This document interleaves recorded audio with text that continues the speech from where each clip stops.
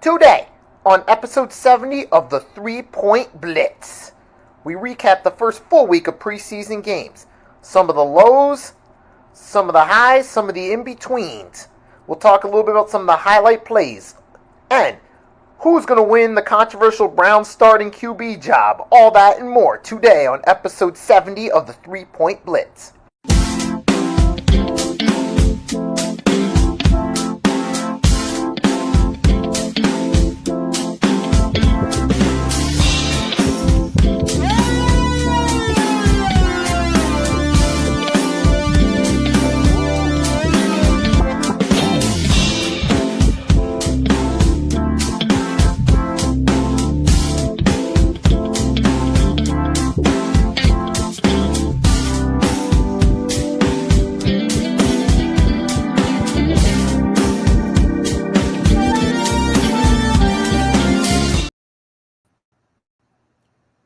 Well, it is that time, 5:30 p.m. Eastern Standard Time on Monday, as of August 2026. And can you believe it's already August 17th?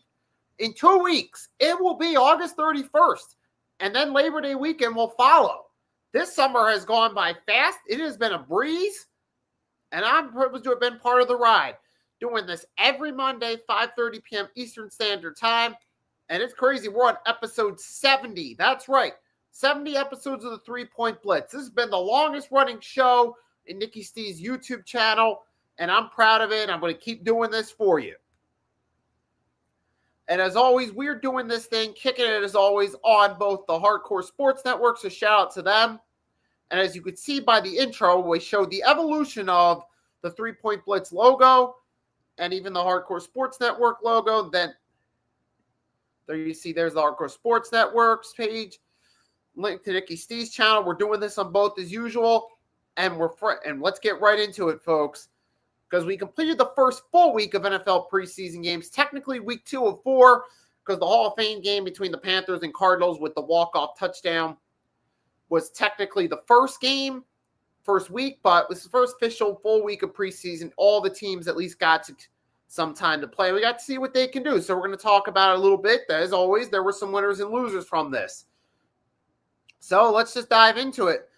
If you guys are more than welcome to comment, as always, let me know what you think. But start off with this week's winners, because there were some of them are kind of interesting. You're going to have certain players that were winners, but other players on the same team that were losers.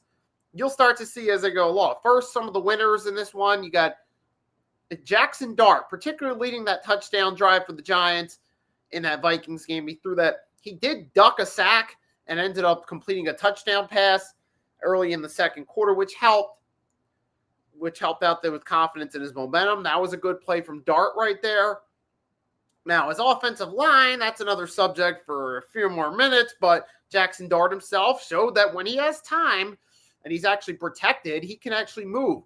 And he's mobile too, so he can move, he can duck the pressure and still make plays when he sees it coming, when he's not getting when he's not getting blasted from his blind side on a quick blitz. He can actually be elusive and move, which is a good sign for Giants fans, particularly my co-host for Everything on the Table, Agent Warrior X. There was one winner right there. Another one to me, got to say, Jeremiah Love from the Arizona Cardinals. For the time he showed some flashes and promise and showed that he could finally be the best running back the Cardinals in. It's been a while since they've had a really good running back. They did have David Johnson in 2015, but then injury shortened his peak. So it's been a while since they've had a really good running back. I mean, they did have CJ2K, Chris Johnson, his later years, and prayers up to him, who's going through his ALS battle. But the Cardinals haven't really had a good running back since peak David Johnson for his injury, so that could be a potential good sign for that. They still got a long ways to go as a team. That's a potential good sign. And my team's defense, the Philadelphia Eagles, gave the Baltimore Ravens some confidence. They gave Joe Fagnano confidence, a back guy we've never heard of until Saturday night. He roasted the Eagles' backup defense. It made me realize that, a lot of these guys in the Eagles probably are not going to be making the roster this season, or they'll see very limited playing time out of the guys that played for them on Saturday. I just don't see it. You had, of course, Jacoby Lane had a nice touchdown grab for the Ravens. I give him props on that. He was pretty good. Also, too, the Pittsburgh Steelers, some of their young core looked pretty solid in a preseason game. Now, you got to wonder about the quarterback situation. You got Halar, what's his name? Alar did pretty good, 10 for 13 through 2 TDs at about 153 yards in his playing time for the Steelers, which is pretty good. Granted, it's a preseason game, but now the thing is with the Steelers, you got 2 potential young quarterbacks for when Rodgers finally retires for good. I would say if you're the Steelers, let them play as much as possible during the preseason. Even let them play against starters if other teams want to start their defensive starters for a drive or two, just to see if you might have something to work with for the future. So I do give the Steelers credit. They at least let one of their young QBs shine and at least show he could maybe do something. Now the question is he doing something because he's going against backup competition, or is there actually something for the future to work with? But I would say definitely let him get some more playing time, especially if you know in your next preseason game or two someone's going to play their starters on defense. Let him go up against the real NFL defense, see if there's a potential wiggle room for the future. And speaking of teams being smart with young quarterbacks, the Rams, I liked what they did with Ty Simpson. They let him go out there. They gave him time to play. Now, granted, this is not a full regular season game. This does not indicate whether he's ready or not. But here's the smart thing. Go let Ty Simpson go out there in a situation with no pressure. Go out there, sling the ball around, throw a few nice passes, which he did. Boost his confidence because ultimately with the Rams, he's eventually going to get a start. Whether it be early because Stafford gets hurt or if Stafford does decide to retire when his extension's over, and then he gets to come in, Ty Simpson, similar to a Jordan Love or an Aaron Rodgers, where they waited a little bit. But at least that was a smart move. Let Ty Simpson start. It's a favorable situation. Sometimes that works. You just go out there, put a quarterback against an easy situation, get their confidence up. And that's the thing. Confidence is the big key in everything, especially when it comes to your quarterback. Whether you wait till it's an easy game on the schedule to give them their first start, or whether you just throw them out there, the Wolves, whatever happens is going to be a key role. We've seen plenty of quarterbacks who get a favorable first start, helps their confidence, and they surge from there. But then sometimes we've seen situations, and here's a history lesson teams can learn from. The expansion Texans with David Carr, they threw him right into the fire with no offensive line. He got obliterated. Quite frankly, a miracle he played his rookie season, and it derailed his confidence. And he never became a star quarterback. And I'm not saying that he was necessarily going to be great, but he would have had a better chance behind a better O-line. Same with Tim Couch. Again, I'm not saying he was good, would have been better than McNabb. No, I'm saying he could have, in a better team situation, maybe at least had a chance of making something work. That goes to show you how the starting point is key for a quarterback's confidence in terms of could there potentially be something, or is this going to be a disaster? Now, that's not always the case, but sometimes it can be. And credit to the Rams for being smart with Ty Simpson, though, putting him in a favorable situation, trying to get this future starting quarterback's confidence up. Because the Rams ultimately drafted him to be the successor. You want to take your time, mold him properly, and mold him the best you can. Smart move there. So there was some of those guys were winners. Let me see who else.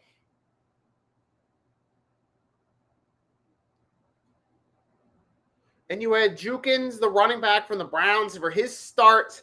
He did pretty solid. He got some time, and he did all right for the time he got. Now, the Browns, that's going to be an interesting subject to talk about. The Cleveland Browns quarterback room particularly, because, But let's see. Yeah, we got some of those guys are winners right there. I'm trying to think, is there anyone else I missed? Checking my notes real quick. I mostly covered the winners. Oh, wait, but there is one more winner I want to say, and this ties into the Vikings-Giants game. Kyler Murray.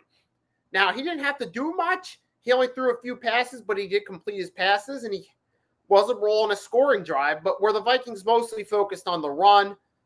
And then you compare that to what J.J. McCarthy did in that game. Now you know why they brought in Kyler Murray on a one-year deal, because they're not confident in J.J. McCarthy. And say what you want to say about Kyler, but he's a former number one pick. He has made a few Pro Bowls, and he does at least have a playoff start under his belt. So Kyler Murray at least has some credentials as a quarterback. And that makes sense. You bring him into Minnesota, a team situation where you got a nice head coach, Kevin O'Connell, favorable situation with guys like Justin Jefferson. And knowing that the J.J. McCarthy experiment ultimately was a disaster, yeah, now you see why they brought Kyler in. But now we're going to switch helms and get to this week's losers, starting with J.J. McCarthy. I mean, this is a preseason game against the Giants. J.J. McCarthy didn't necessarily have to play great, but he went out there on the highlight reel, put out even more bad tape. He got sacked. He looked terrible out there. Here's a guy who, has already had bad tape out there from last season. Also, he's not durable in the long term. Remember, he missed his entire rookie season, which I brought up yesterday on the Sunday morning show. They had to go sign Sam Darnold, which in hindsight, I defended the Vikings' decision at the time to let him walk. But now, huge mistake. And then last season, he missed time early, came back, didn't really do anything spectacular. He did that nice highlight, gritty run in that Sunday night game, but I mean, again, he was going against a terrible defense in that game, so that wasn't really that impressive. Then he got hurt again late in the season, so you're like, wait a minute.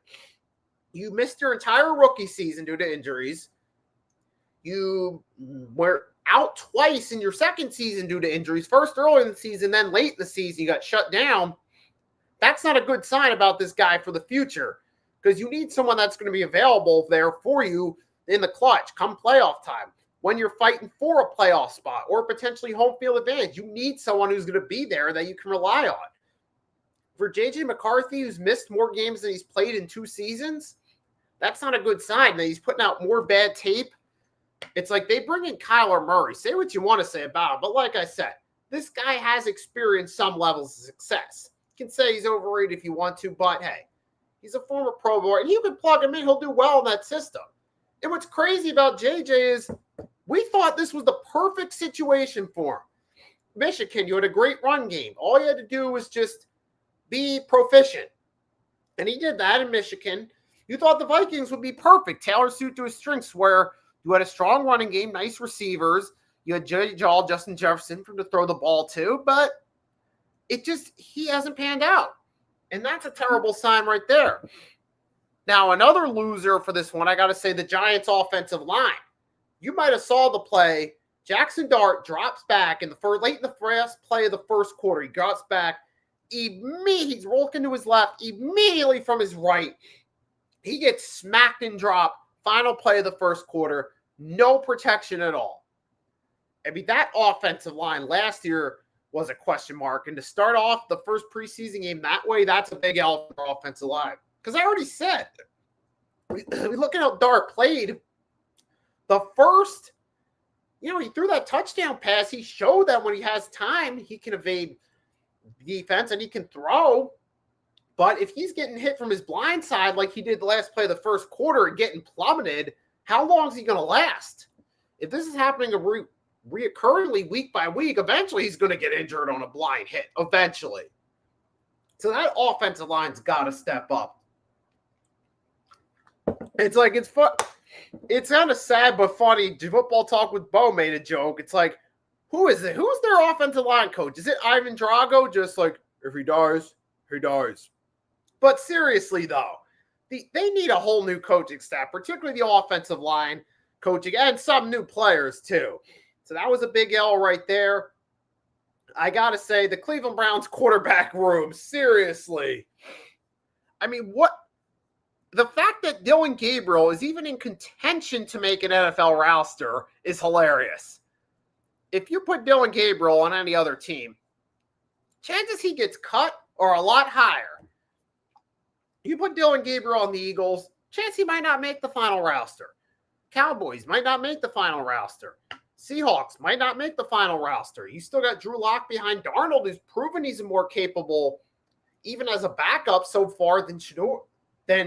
I'll get Shador in a second. Then Dylan Gabriel. I mean, Jesus. I mean, the Pittsburgh Steelers, what they showed with their young quarterback this week, he don't have a spot on the Steelers. The fact that he's even on the Browns just makes it I'll put it this way. It's comedy gold right there. And we talked about this yesterday on the Sunday morning show. I'm going to share the screen and we'll talk about this a little bit. Give me 1 second.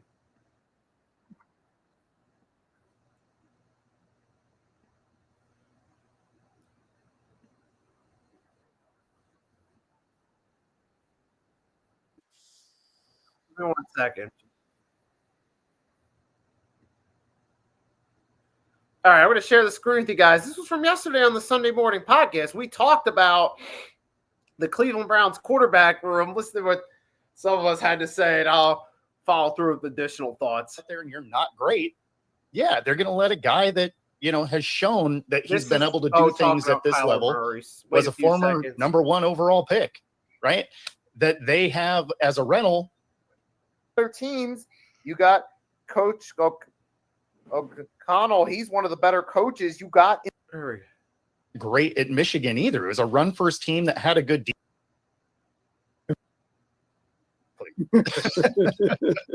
I mean, come on. What are we doing here? Good one. To add insult to injury, they let go of Daniel Jones too, who rattled off like 11. 1 second. Who's going to be the QB1? Who's going to start? Beanie Bishop is going to end up making an NFL roster again because of how bad these quarterbacks are for the Browns. Yeah. Both of those interceptions in that first preseason games were like massive overthrows, not even close to the receiver. And Beanie Bishop's just like, yeah, I'll take that. So he gets 2 interceptions in his first preseason game after not really doing much in the NFL since being a member of the Pittsburgh Steelers a few years ago, and being their nickel corner for one season there. So, yeah, he's going to mess around and make a team again. And it's not necessarily because he did anything all that good. Just he caught the ball that hit him in the chest.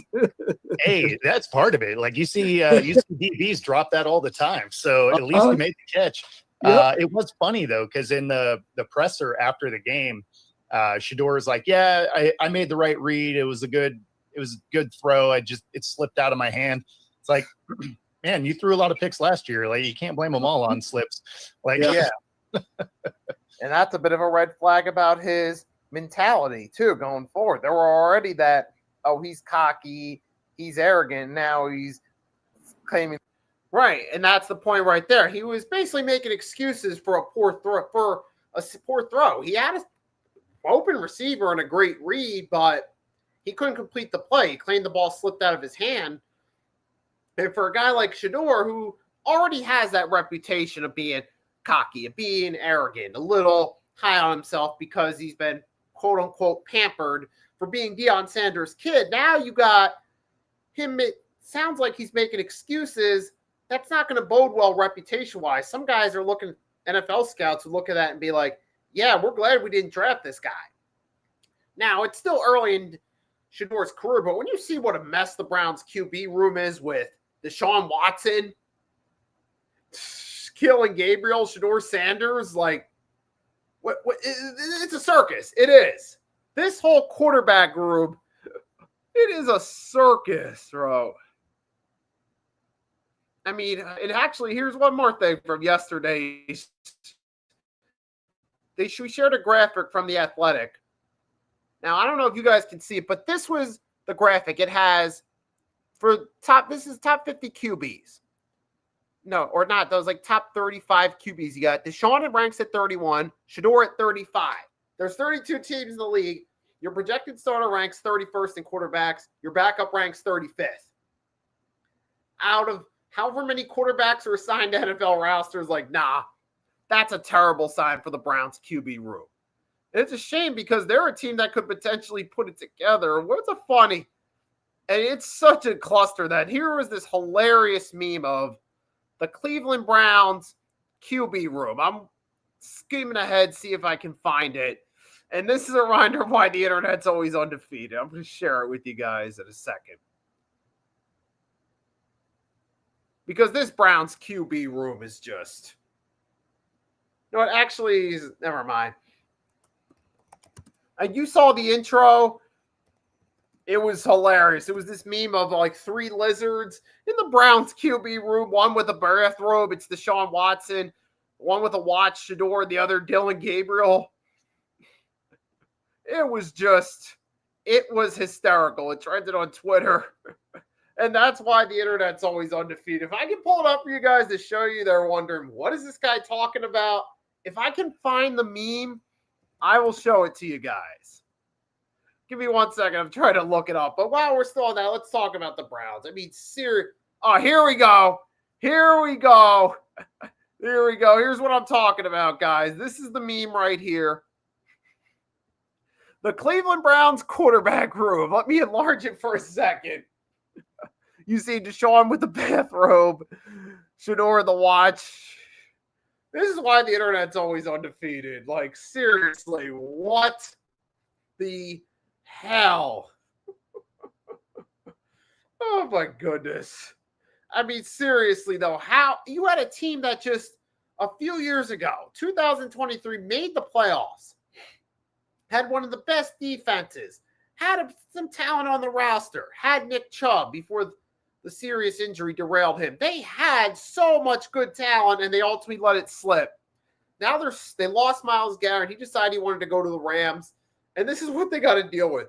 3 guys, Shador, who looks overrated as hell, Deshaun Watson, who's not even the same guy he once was. It's like watching 2 different QBs. And then you got Dylan Gabriel, who, why is he on the roster? He hasn't shown anything.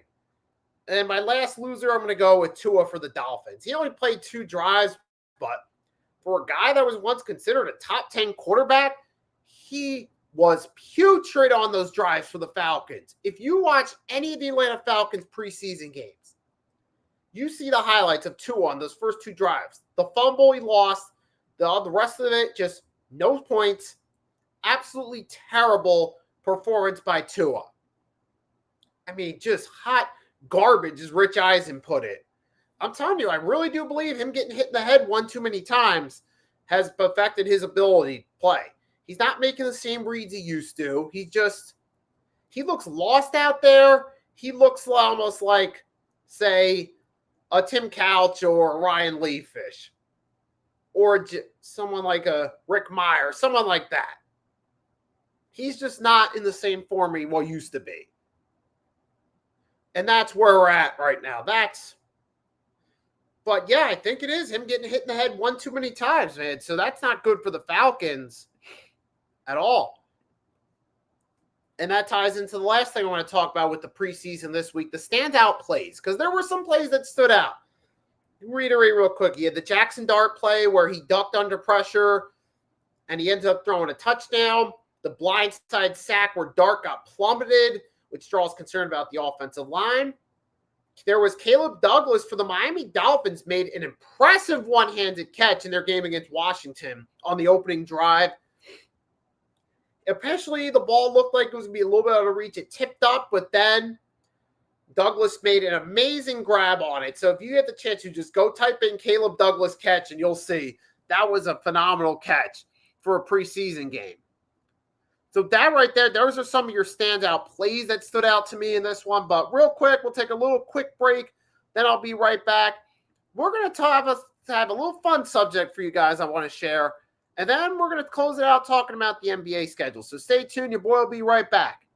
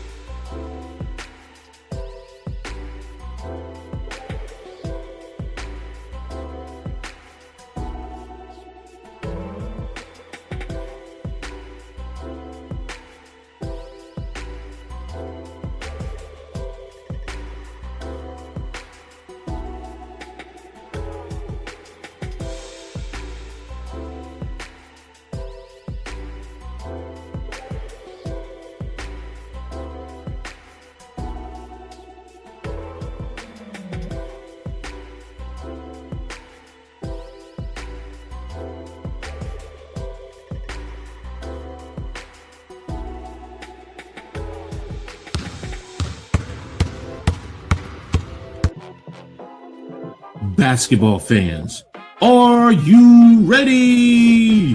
The hottest basketball conversations are coming your way every week on the Pick and Roll Podcast, featuring 4 unique voices from across the basketball world.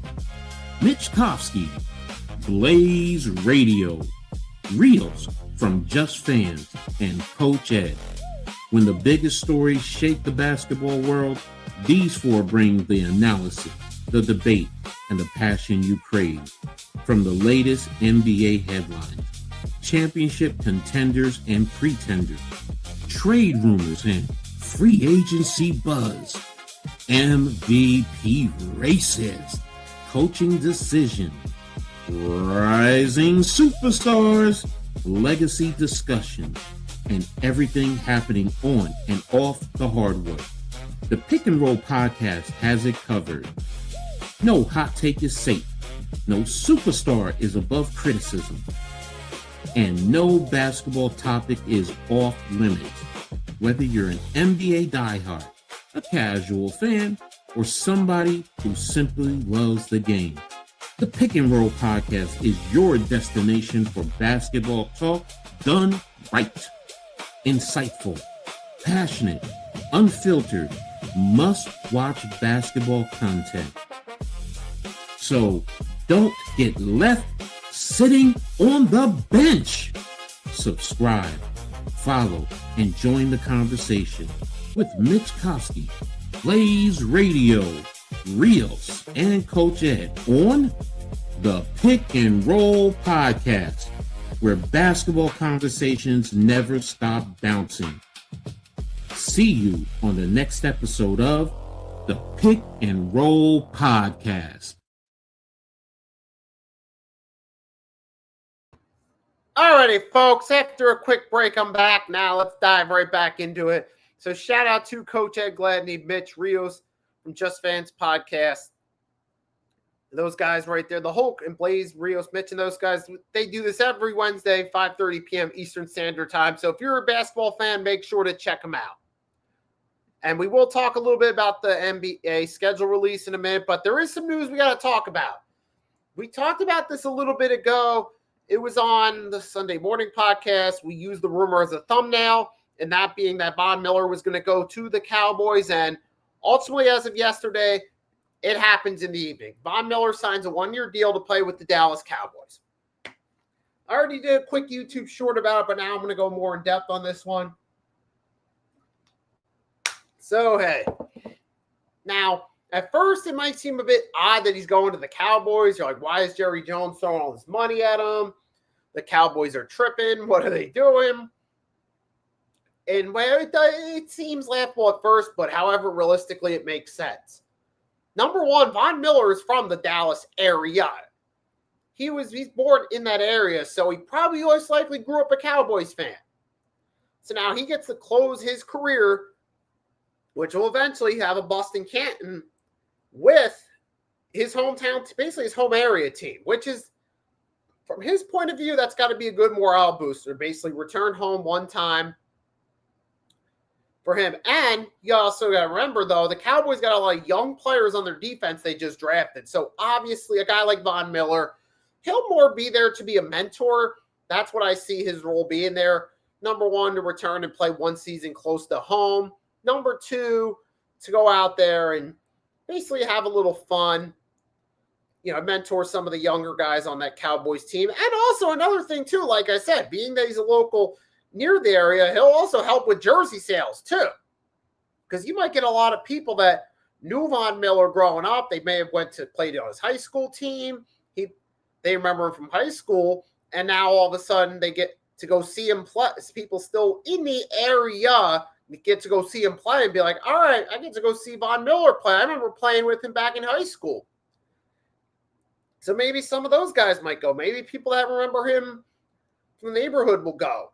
So that could boost a few more ticket sales, and it'll certainly boost jersey sales, especially a lot more of the locals in that area will want to buy his jerseys. Plus, with Von Miller being a potential future Hall of Famer, that just adds to his appeal. I mean, this isn't like Wendell Smallwood on the Eagles, who was more of a local guy for the Eagles, or Victor Cruz for the Giants, who was beloved because he was more of a local guy. And Victor Cruz was a good receiver for a few years for his injuries. He had a fun personality. But Von Miller, like potential future Hall of Fame caliber type guy we're talking here. That's a big deal right there in terms of a local guy that could help sell tickets. So there's going to be that factor too. As far as Von Miller on the field, recent years, he's been mostly bouncing around, getting paychecks. He was in Buffalo for a few years. He did a year in Washington. He's coming basically back home for a year at the Cowboys. So Von Miller's really just going out there basically trying to get a paycheck, if you will. Play for a payday, play close to home, and it could be a win-win for both. Help sell some tickets and maybe mentor the younger guys. So on the field, we've seen he's not the same medicine guy he was 2015. He's not going to win a Super Bowl MVP. He's not in that form. Could he still have some good games? Of course he could. You get a favorable situation. You go out there against a team like Washington. If they struggle as we expect, Von Miller could go out there, have himself a nice game. Or say you go out there and maybe say against who else is on Cowboys schedule? Like you got Washington, or maybe just you could go out there a game or two and just ball out and play really well. Who knows? Or maybe against a team like the Titans, Von Miller has a really good game. So you might get one or two kind of like turning back the clock games from Von Miller where he balls out. But on a consistent basis, I don't expect it. I expect, mostly the other younger guys are going to be the standouts on that team. I don't see Von Miller himself being that guy that stands out this time. He's mostly just going to be out there and just, try to help sell some like I said, be more of a mentor to me. As long as he's healthy, that's probably his seal to me. And I did put a poll on my community page asking you guys, what do you think realistically is Von Miller's ceiling? Realistically. Like, what do you think? Do you think Von Miller is going to maybe surprise everyone, ball out? Is he just going to be subpar where he, by his old self standards, where he just has a few good games? Or is he just completely washed? You guys can comment. Let me know what you think. And let me know how you feel. Even if you guys are coming in the chat, let me know what you think. Do you think this guy, Von Miller's still going to go out there, ball out, or is he just going to, be subpar? You guys let me know. For me, I just feel like Von Miller, I don't know. I mean, I think he, at best, if he plays majority of the season and actually has a healthy season, he'll have a few good games, but he's not going to be consistently dominated like he was at his peak. So that's what I see. My expectations realistically from Von Miller on the Dallas Cowboys. So I guess we just got to wait and see what happens. I know sometimes, Cowboys fans love some of them, not all of them. They love to overhype every signing they get. Like to say that, oh, he's still got it. He's going to come here and ball out. Even if common sense is trying to tell you, nah, it's not going to happen. Perfect example, Jason Peters. They Cowboys fans just, as soon as he signed, they were jumping to his rescue, metaphorically trying to defend him like, oh, he's going to be our guy. He's going to do this. He's going to play great, rah, rah, rah, and all that hoopla. But we ultimately know that didn't happen. But we just got to wait and see. Try to be a little more realistic and see what's up. But I just think at best, maybe a few good games for him. He's not in his peak anymore, let's face it. So we'll ultimately have to see what happens there. But if you guys are wondering what my thoughts are on the Eagles preseason opener, like I said, most of those guys are not making a roster. There really wasn't much to write home about to stand out. I mean, the one thing I'm looking for the future is our new offensive lineman. We got ourselves another dude, got ourselves a specimen with the draft class. We got Markel Bell. I'm looking to see what this guy can do because this dude is a big dude, and holy smokes. If he could make an impact on that team, Markel Bell, potentially he has the size and the tools potentially necessary, but we got to wait and see if it actually pans out when he steps on the field.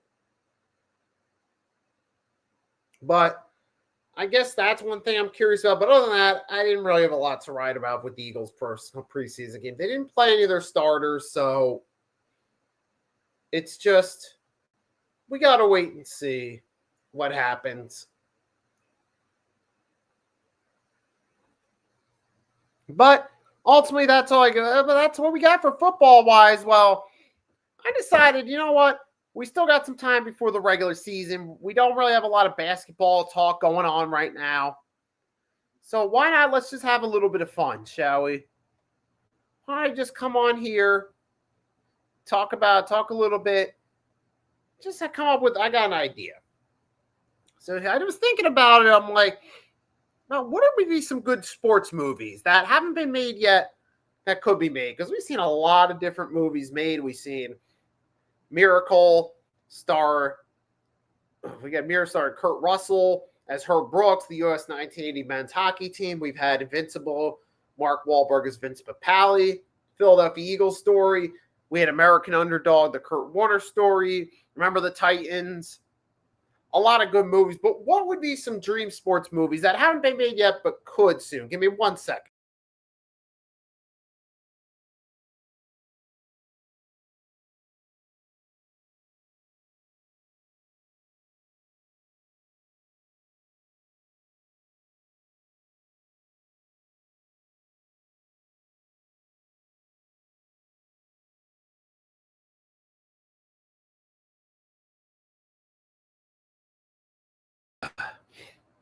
Because there, you can actually take a lot of sports-related stories and make movies out of it.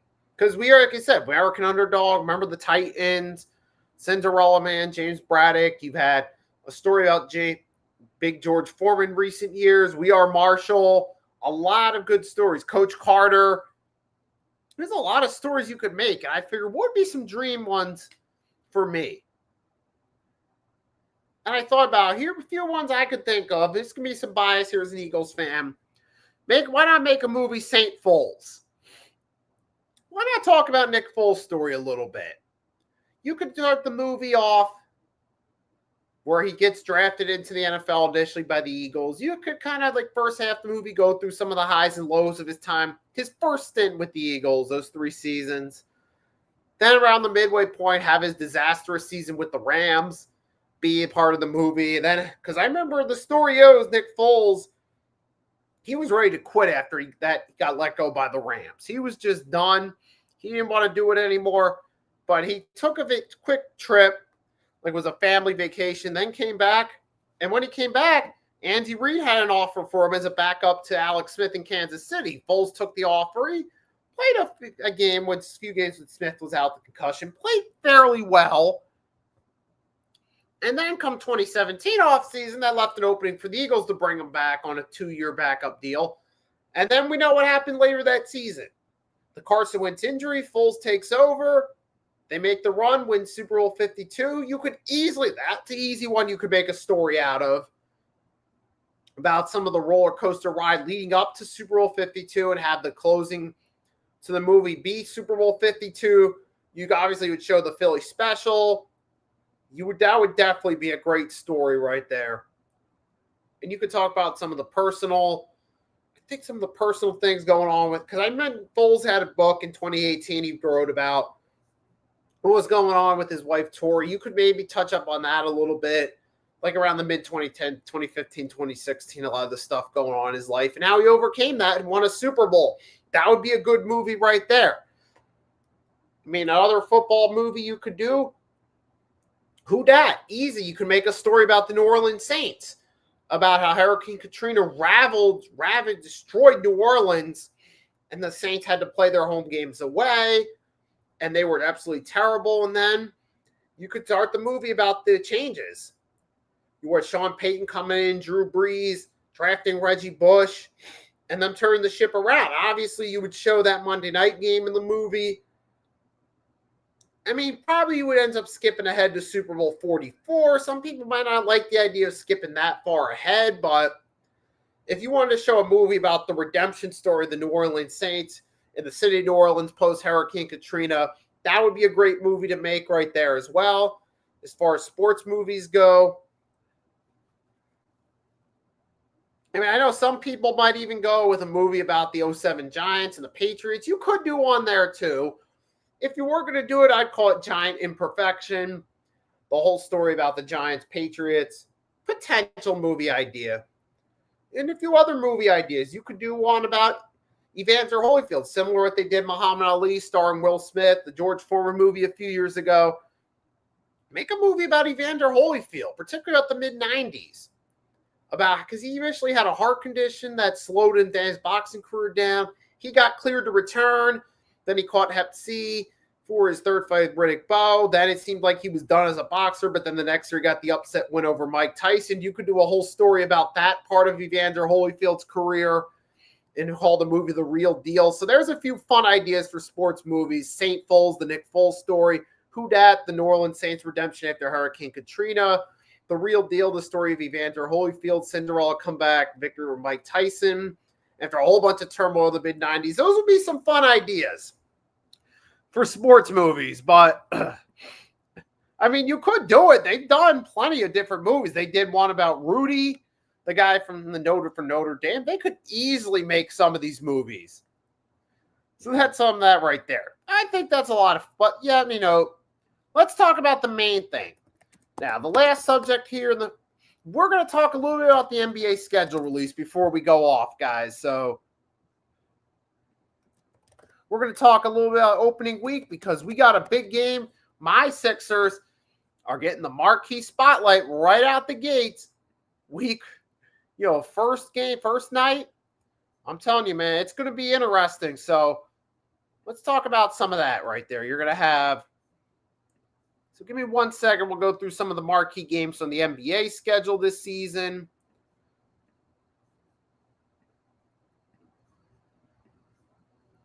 So here we go. You got opening week. Got the marquee games. This one you got on October 20th open night. You got the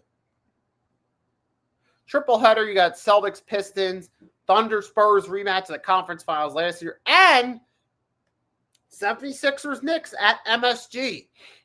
As far from the business standpoint, you best believe 76ers, Knicks, that's the smartest game you could have picked for the Knicks. It's Philly versus New York. Knicks will be lifting their banner, so you got to have the championship winning team. And you got, the two hottest teams storyline-wise in the NBA. So right off the gate, start of the season, you put them on primetime. Get people to tune in to see that new look Sixers with the additions of Jaylen Brown, LeBron James, Anthony Simmons, and company. See how that pans out.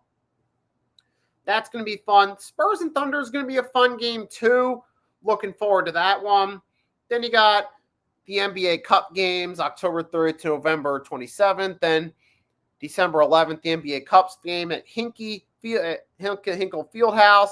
In Indianapolis, the Pacers home arena, we don't know what that's going to be. But then Christmas Day schedule, you got Knicks and Spurs rematch of the finals. All right. Heat and Celtics, I kind of get it. Giannis and Bam versus the Celtics. There could be some drawing intrigue there. Lakers, Sixers out west. That's a good game right there. That's a good one right there. LeBron's return to the Lakers. We'll have to see how the Sixers are coming along around Christmas time. That should be a fun game right there.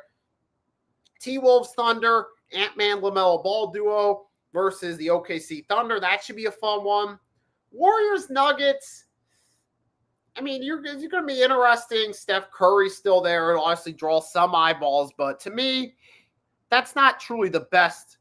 I love the other games. I like Knicks Spurs. I love that one. Celtics Heat. That's a little bit interesting. Lakers Sixers is cool. Timberwolves Thunder, awesome. I do say the Christmas game schedule is a little bit better on paper than it was in 2025. So I actually like the schedule they put together this year. And here's some other games too. You got November 7th, the Mexico City game, Pacers and Nuggets. January 14th, you got Spurs and Pelicans in Paris. Then you got the Manchester game, same two teams over in England 3 days later. Then you got All-Star weekend. But as far as the international games go, obviously you got to do Victor Wembanyama in the Paris-France game. He's from France. You got to throw him in there. But I was also thinking, though, fucking like Mexico City game. I don't know, because I'm trying to remember who was it that got drafted. The first Mexican-born NBA player drafted. I think he was on. What team was it again? I can't remember off the top of my head. I wasn't the Nuggets or the Pacers. I would have put that game on as the opener for the Mexico City game. Try to draw some attention there. I would do that right there. That would have been a better choice. The England game, Spurs and Pelicans. I'm trying to figure out why the Pelicans are getting this UK tour. I'm like, who is it that's going to be the big draw over there for the Pelicans? We know San Antonio, Wemby being overseas. That's definitely makes sense. But I'm trying to figure out why the Pelicans. They could have done maybe Spurs and Heat. Giannis and Wemby would have been a better choice for some of those overseas games. You could have done that, I thought. Now, Mexico City, Nuggets, and Pacers. It's kind of hard to really find two good teams for a Mexico City game. I'm just not really sure, like, who in Mexico City, like, who's going to draw big with that crowd? Like, I understand you in France and England. I get that, but it's a little bit iffy. What's up, Gregor? What is up? What is up? Thanks for stopping by. That's a bit iffy. To me, I think the European games, I feel like they should, and they do it to some extent, try to incorporate guys that are from one of the countries at those games. Now, what you could also have done, too, maybe do a game in Vancouver, maybe.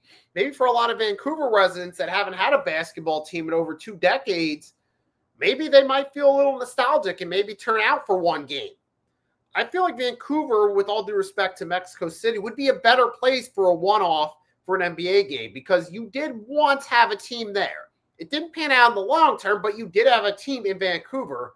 Some locals might tune out for a one-night game, NBA game in the area. If you're going to do it, why not do something? I just got an idea. Do the Memphis Grizzlies, since they were originally the Vancouver Grizzlies. You would get that could help with some turnout. Maybe you get to see a lot of Mike Bibby throwback and Sharif Abdul-Rahim throwback jerseys in the stands, and also maybe the OKC Thunder because SGA is the best NBA player from Canada. That would be the perfect draw right there, and the Grizzlies could be the quote-unquote home team for one night. That would actually be a perfect, because it's hard to find two teams that would really be big appeal in Mexico City to me.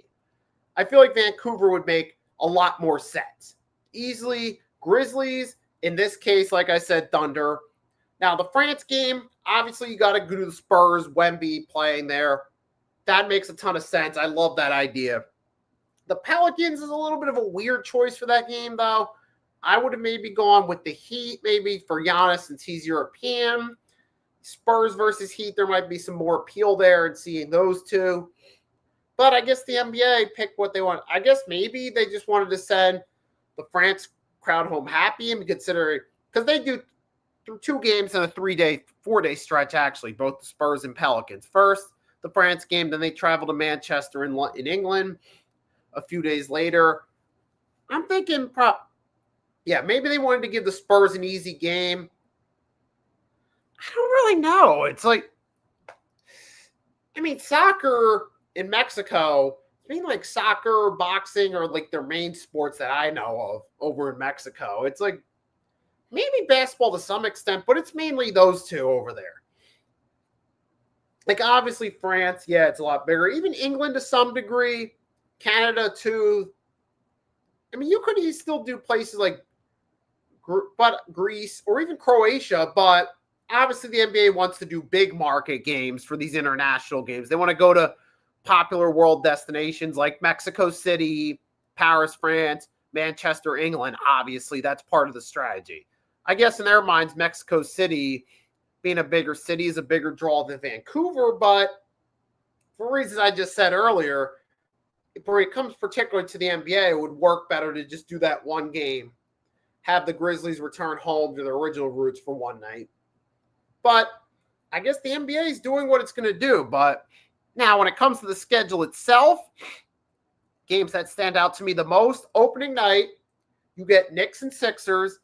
Knicks coming back, raising the banner at Madison Square Garden. You get the new look Sixers, test them right out the gates, see what they can do. That's the perfect marquee game for opening night. And you do have Thunder and Spurs right off the bat. Rematch from the Western Conference Finals last year. It was brilliant. Started hot with the two best teams in the West. I love those two decisions opening night. Christmas Day, like I said, there's a few good ones. Sixers, Lakers. LeBron returns home. You got big storylines for that one right there. Kind of similar to, say, Kobe and Shaq. Well, not to the exact same extent because that was a much different story, but it has that, LeBron returning has that big feel, though. It has that big game feel to it to an extent, so it makes sense. Wait for Christmas Day to do it. Knicks and Spurs do the NBA Finals rematch Christmas Day. Remember, they did do a Christmas Day game, 2024. They did pretty good numbers. But then you also had the NBA Finals, so now it's like, all right, now the Spurs are a better team. At the time, Wemby was a star, but the team was just getting better after being a dumpster fire for a few years and tanking. But now, Spurs and Knicks are fresh off Finals appearance. It's a much different story. There's even more intrigue in that matchup. So there's another good one right there. Also, the Christmas Day, OKC, Minnesota Timberwolves. That's a good game at 8. We'll at the Target Center. We'll have to see how that T-Wolves team, particularly that LaMelo Ant-Man duo does, because that's going to be interesting to see. Of course, we know OKC Thunder, they're still going to be in the mix. So that should be a fun game right there in itself.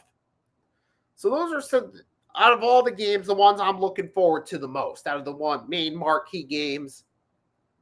But you guys are more than welcome. Let me know if there's any particular games you guys are looking forward to, whether it's your team or something else, just for the star power, whatever the case may be. Feel free to let me know in the comments, guys, what you think.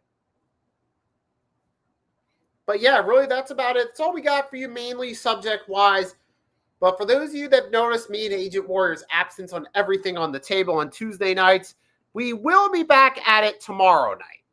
Now, Agent's had to work at Yankee Stadium the last couple weeks, so he hasn't been there.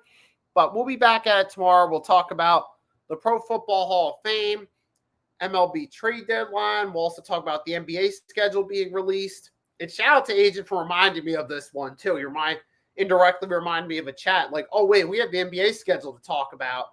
But that will be tomorrow night. Everything on the table, 8 p.m. Eastern Standard Time, episode 22. It's been 2 weeks. We and Agent have a lot to talk about. So definitely tune into that one tomorrow night. And I'll definitely make sure I share it with you guys. And we're going to have a good time there. And as far as the Hardcore Sports Network goes, just like my channel, we're going to be loading up come regular season time. We're getting a little bit closer. You got to have more live streams going on with me, talking about the Eagles. And then when the NBA season comes, you're going to be on full swing live streams with your boy Nicky Stees, doing my thing. And as well as the Hardcore Sports Network, they got a lot of streams coming up as well, too, folks. So without any further ado, shout out to them. Let's take a look at what they have on the table coming up. For the Hardcore Sports Network, we got, as you can, we're in the final minutes of the 3-point Blitz later tonight. Or wait, I think this was, was this a glitch? Was this a missed interview? We have a scheduled NFL prospect because it says 8:16 right here. But we do have a scheduled NFL prospect interview with K. Andre Horace of Wayland Baptist University in a little bit after I go off the air. SWF, HSN, and Pyro Entertainment present Monday Night Raw live on Netflix. You guys are wrestling fans, check that out. Eagles fans, you got the Birds of Broad Street coming up, episode 275. We're going to talk about the Ravens and then the upcoming preseason game against the Patriots. You want to check those guys out. Some of those guys are amongst my favorite Eagles content creators. Yankees fans, we're just a few minutes. Then tomorrow at 6:30 p.m., you're going to have Yankees-Orioles opener. For Yankees fans covering it, NXT Watch Party for SWF and HSN. For the wrestling fans, like I said, be an agent, everything on the table, 8 p.m. episode 22. Yankees versus Orioles game 2, play-by-play. NFC You get the Real Deal NFC East Roundup preseason week 2. And then you got that coming up. And then as the week goes along, get Yankees Orioles, the Burrow breakdown at noon on the 21st, Mets, Yankees, and Nets. Weekend wake up Saturday, Mitch Philly halftime. You also got now you're starting to see some more football stream scheduled, Giants, Dolphins watch party, Rick's rant, then some more wrestling content. You also got scheduled football-wise, you got the final preseason Giants, Jets scheduled. Then you got the Sunday Night Football watch party for the opener Sunday Night Football, Giants, Cowboys, Eagles, Titans games, which have been scheduled for advance. So the Hardcore Sports Network is loading up, but also your boy's going to be loading up too near coming soon. Because once football season's in full swing and we're recapping week by week, game by game, we're going to be doing longer streams, closer to an hour and a half. And sometimes there could even be an impromptu big trade in the NBA world that we got to talk about as well with that football. So pretty soon we'll be back to hour and a half streams. For now, we're mostly stuck on hour streams until we get back in the full swing of things. So that's going to be that. Tomorrow I got everything on the table. I might do an impromptu stream, talk about the Eagles and Ravens in the preseason game. My thoughts on the possibility that Tanner McKee could be a future starter for the Eagles. Hey, some people out there actually have pushed that idea, so I'm probably going to give you my thoughts on that. I don't have an exact time, place I'm going to go live yet for that, but I'll probably talk about that. Maybe talk a little bit about the Patriots' upcoming preseason game, possibilities with A.J. Brown being in the building. Anything might go down there. I'll talk about that as well, probably. We got everything on the table, of course. So we're going to start picking up with some streams pretty soon, folks. So I'll definitely keep you guys updated. You follow me on my channel. I'll be sharing on my community page. Also be sharing on my X/Twitter as well. Most of you guys probably follow me there, but just in case you didn't, you can follow me on that one real quick. I'll share the link right there. So yeah, that's really about what we got for you guys today. So there you can check me out on X/Twitter. I'll be following along as well. And of course, with the NFL season coming on, the Sunday morning podcast, I'm definitely going to be on that. Like I said, I showed you the clip earlier of the Cleveland Browns. I was talking about the QB room. I actually did turn that into a YouTube short, by the way. So I created a YouTube short from yesterday's Sunday morning podcast, which I did talk about. And I showed you a clip from that earlier. So I created a new YouTube short on my channel. I'll share that with you guys in just a minute. So definitely make sure you can check out my latest YouTube short as well. So yeah, man. That's that right there. It's talking about how the Cleveland Browns QB room is comedy gold. So with that being said, guys, I hope you enjoyed this episode. The weather says there might be some storms later tonight, and as I'm looking out my window right now, I do see the clouds starting to roll in, and they're starting to get a little darker, so it might rain a little bit. So if it hasn't rained wherever you're at, just a heads up, if you're close to Jersey Shore area, it might start raining soon, just to give you the heads up. And the weather did say it's possible, and the clouds look like they're gearing that direction. So with that being said, though, guys, make sure you stay safe out there. Enjoy the rest of your Monday night. And I'll be back tomorrow. Definitely for sure. Everything on the table, 8 p.m. Eastern Standard Time. Me and Agent got a lot to talk about. Make sure you tune in. Have a great night, and I'll catch y'all later.